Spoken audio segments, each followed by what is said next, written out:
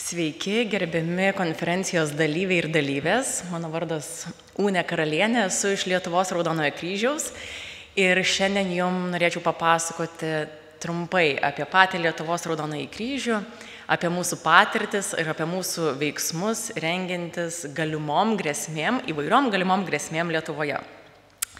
Tai prieš einant į skaidres, norėčiau tik tai trumpai papasakoti, iš kur tas Raudonasis kryžius atsirado ir apie ką jisai yra, galbūt tiem, kurie nežino tos istorijos. Tai Raudonasis kryžius apskritai jisai gimė karo mūšio lauke 1864 metais.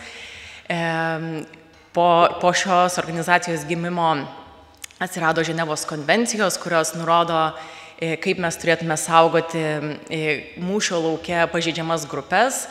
Na ir iš viso to gimė daug draugijų, daug Raudonojo kryžiaus ir Raudonojo pusmėnulio draugijų visame pasaulyje.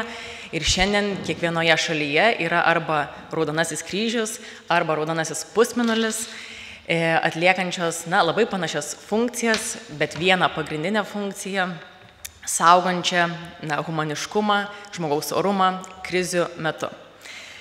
Tai šiandien papasakosiu tik apie Lietuvos Raudonąjį kryžių, nes esu iš Lietuvos Raudonojo kryžiaus, nepasakosiu apie kitas dalis šio didelio tarptautinio judėjimo, bet ką noriu pabrėžti, kad mes esame tarptautinio judėjimo dalis. Tai pirmiausiai apie Lietuvos Raudonojo kryžiaus patirtį. Patirtis mūsų yra nugludinta krizėse ir čia labai gražiai mes dabar lyriškai pereinam nuo COVID fronto į labai panašią patirtį.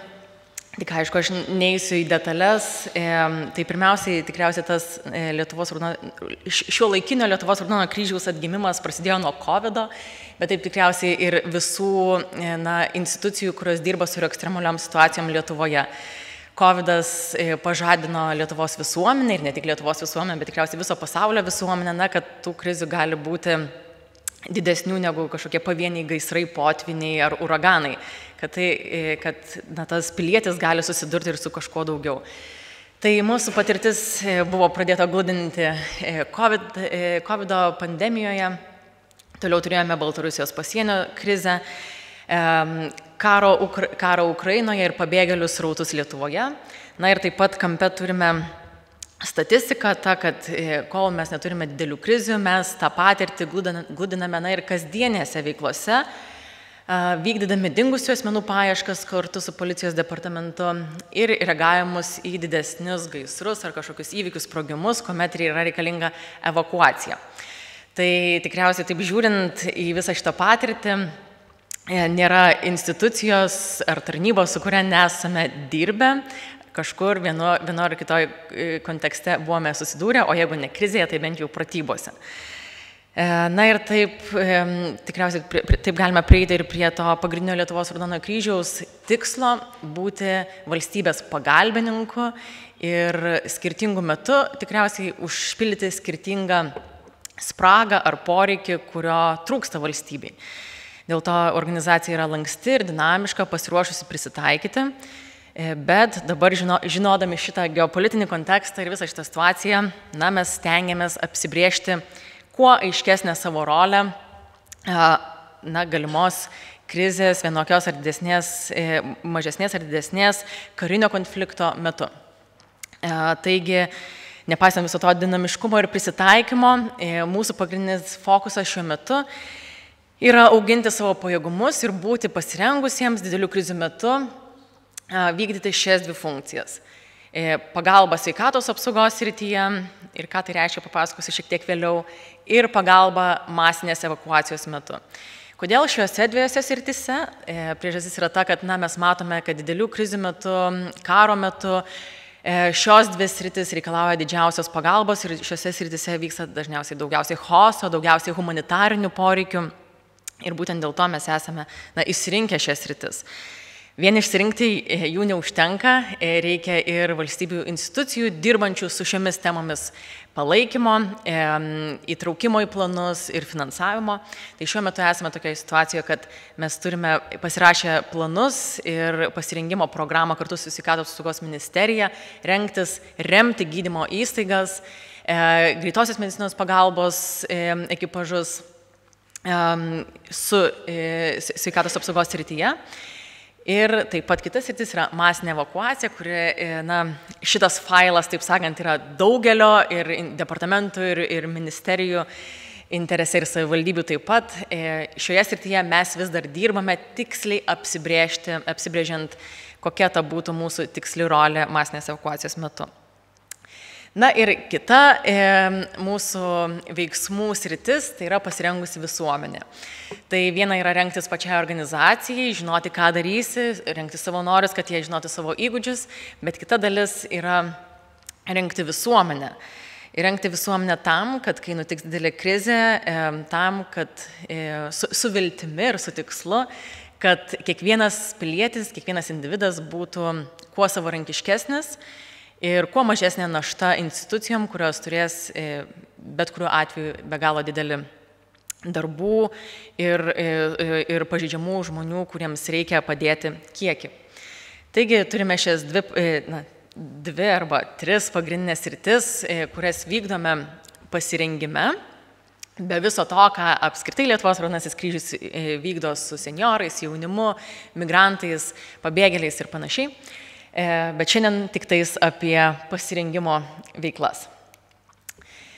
Tai apie sveikatos apsaugą. Šiuo metu Lietuvos Raudonasis kryžius yra sudaręs sutartį ir pasirengimo programą kartu su sveikatos apsaugos ministerija, kuri nurodo, kad Lietuvos Raudonasis kryžius turės suteikti apmokytus savanorius, gebančius dirbti ir suteikti pirmą pagalbą ir gebančius dirbti šalia kvalifikuoto medicinos personalo ir taip pat savanorius, kurie nėra paruošti dirbti šalia medicinos personalo, tačiau gali padėti rankomis, ir klausant nurodymų, būti taip pat pagalba. Tai 4 sritis, kurių būtų tikimasi iš mūsų didelės krizės metu, tai pirmiausiai pagalba GMP, greitosios medicinos pagalbai, teikiant apmokytus savanorius, kurie žino procesus ir procedūras, ir svarbiausia, kaip nesimaišyti po kojom ir būti didesnė pagalba negu našta. Čia yra tikriausiai visų humanitarų šūkis nepadaryti žalos, pirmiausia nepadaryti žalos ir netrukdyti ir po to tik tais padėti.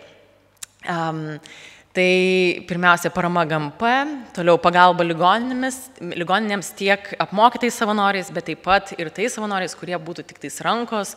Ir kaip iš praeito pasakojimo matom, kad tos rankos didelių sužeistųjų ar sergančių ligonių atveju metu yra labai svarbios. Toliau mokymai šitą patirtį esame atsinešę iš Ukrainos Raudonojo kryžiaus, be galo padidėtas aktyvumas mokytis pirmos pagalbos, mokytis pirmos psichologinės pagalbos, tik tais nutikus kariniams veiksmams ir tik tais nutikus tai ištęstiniai ilgai kriziai, palyginus su tais pasirengimo etapais. Tai ką mes mokomės ir iš Ukrainos Raudonojo kryžiaus, kad ta paklausa mokytis teikti pirmą pagalbą, jinai prasideda kur kas vėliau. Ir nepaisant to, kad mes dabar mokome visuomenę teikti pirmąją pagalbą, suprantame, kad tas poreikis išaugs krizės metu. Ir galiausiai pagal susitarimą su ministerija esame kitų nevyriausybinių organizacijų koordinatoriai, veiksmų koordinatoriai, tik tais kitų nevyriausybinių organizacijų dirbančių sveikatos srityje. Tai neįeina kitos organizacijos, kurios, dirba su, vaikais, kita humanitarinė pagalba. Tai yra tik tais organizacijos dirbančios sveikatos srityje. Tai tokios yra tos funkcijos ir taip mes matome save didelės krizės metu. Kita dalis yra evakuacija. Ir evakuacija yra ganėtinai sudėtingas ir kompleksinis procesas, turintis daug žingsnių ir turintis daug niuansų, nes jisai apima visą visuomenę, kurioje yra daug pažeidžiamų grupių. Ir, jeigu mes galvojame apie evakuaciją, apie žmonių evakuaciją ir įsivaizduojam tą vieną tokį klasikinį individą, vidutinio amžiaus vyrą, kuris gali pats sėsti, eiti per laukus ir išeiti iš to miesto, galbūt ta evakuacija yra ganėtinai ir paprastas dalykas. Tu ją paskelbi ir visi išsievakuoja.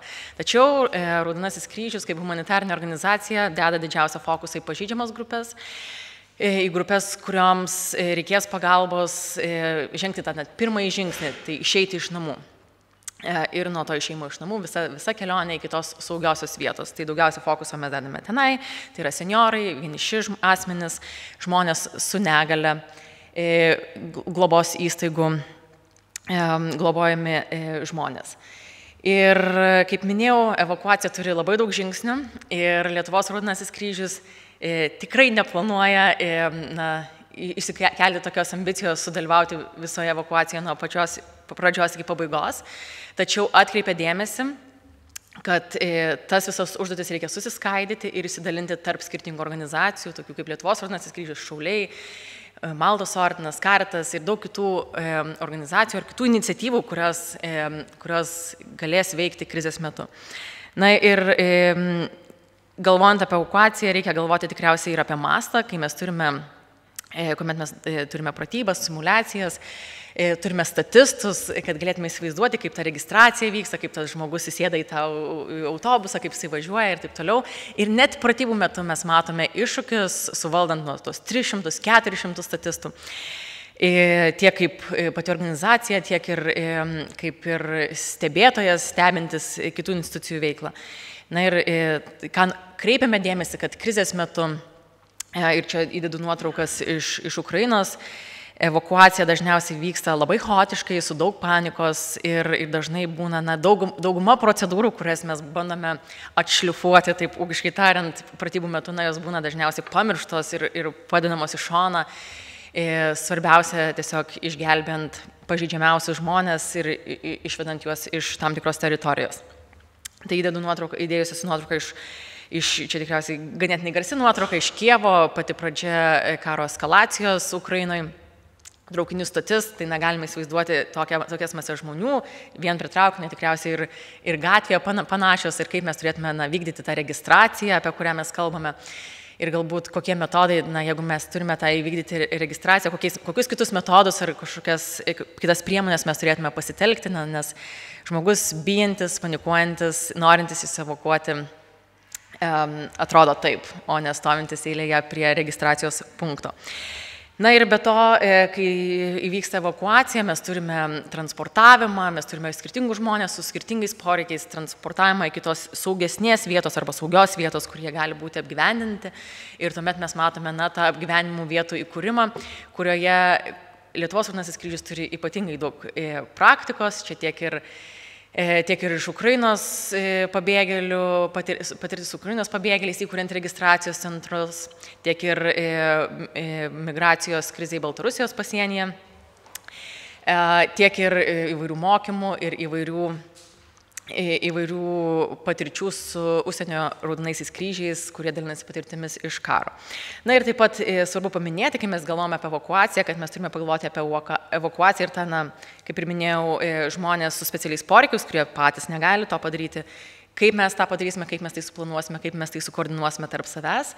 Ir galiausiai paskutinė skaidrė, nežinau, kiek čia matosi, Tarptautinis Raudonojo Kryžiaus komitetas, dirbantis okupuotose teritorijose, tai evakavimo žmonių iš okupuotų teritorijų, kur mūsų tarnybos jau nebedirba, kur mūsų piliečiai, mūsų savanoriai jų nėra. Tai kaip mes koordinuojame tai, nes okupacija nėra paprastas ir sklandus procesas, 0 arba 1, tai yra dinaminis, gradualus procesas ir žmonės negalime tikėtis, kad priešų įeinant į teritorija bus visiškai tuščia ir be Lietuvos gyventojų ar kitos šalies gyventojų. Tai toliau pasirengusi visuomenė, tai labai trumpai, kaip mes rengiame visuomenę, mokome civilinės saugos, išvykimo krepšys, šeimos planas, atsargų kaupimas, transportas ir kiti maršrutai, mokome psichologinio atsparumo, ir kaip minėjau, pirmosios pagalbos. Tam, kad žmogus būtų kuo savarankiškesnis ir būtų kuo mažesnė našta kitiems aplinkiniams. Na ir jeigu labai trumpai, kas visą tai vykdo Lietuvos Raudonajame Kryžiuje, tai yra krizių ir ekstremalių situacijų valdymo departamentas, kuriame yra 9 darbuotojai ir šiuo metu 300 specialiai apmokytų savanorių veikti tuose kontekstuose, kuriuos aš jums ką tik papasakojau. Ir mūsų valdymo ir pačio veikimo modelis yra tai, kad su 300 savanorių patys suprantame, kad nenuversim kalnų, bet mūsų veikimo modelis yra tai, kad tie 300 savanorių bus tie koordinatoriai tų spontaniškai susirinkusių savanorių, kurie bus įveiklinti įvairiom skirtingom užduotim, šiems savanoriam perdodant žinias ir skiriant užduotis. Tai čia nuotraukos, kuriuose galite matyti tuos savanorius. Esame visoje Lietuvoje, dirbame kartu su valdybėmis, čia matote vietas, kuriuose turime jau bendravimo susitarimus ir kur susitarimų vykdymas dar yra derinamas. Mūsų savanoriai ir būriai padengia visą Lietuvą, tačiau irgi suprantame, kad krizės metu poreikis bus visose 60 savivaldybių, o resursai bus riboti. Taigi, dar kada dedame akcentą, kad tos rolės tarp nevyriausybinių organizacijų taip pat turi būti paskirstytos, taip pat ir teritoriškai. Suprantu, kad neturėsiu laiko papasakoti apie tarptautinę humanitarinę teisę, bet tikriausiai kitiem metam, taip. Ir apie jos svarbą ir jos laikymasi, susitarimų laikymasi karinio konflikto metu. Ir tai yra ne tik tais svarbu kariuomeniai, bet ir civiliams, ir institucijoms, dirbančiams karinio konflikto metu.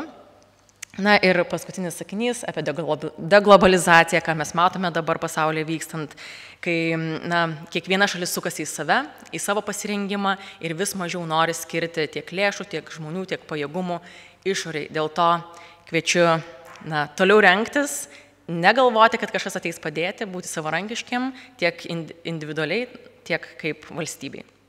Ačiū.